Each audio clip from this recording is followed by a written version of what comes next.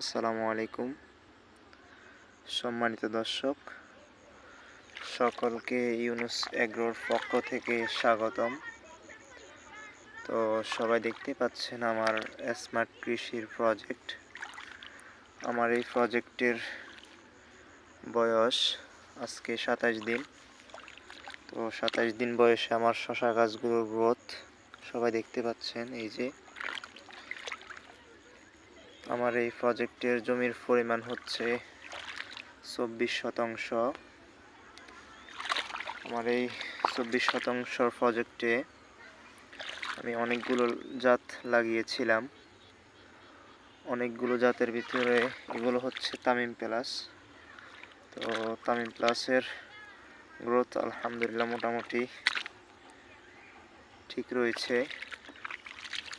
এই যে সবাই দেখতেই পাচ্ছেন। তো আমার এই প্রজেক্টে আমার ভুলের কারণে আসলে একটা ভুল হয়েছিল। আমি বীজ লাগানোর আগে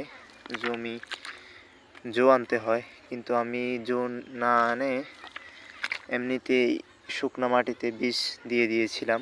তো এই কারণে ওই যে দেখতে পাচ্ছেন এই দিকের গাছগুলো অনেক ছোট ছোট, কারণ হচ্ছে এগুলো গজাতে একটু সময় লেগে গিয়েছিল। এই যে, তো আপনারা যারা প্রজেক্টে বীজ লাগাবেন, বীজ লাগানোর আগে জমিতে সেচ দিয়ে জো আনবেন। তো সেচ দেওয়ার 3 থেকে 4 দিন পর বীজ লাগাবেন। আর না হলে আমার মতো এরকম দেখেন হয়ে যাবে।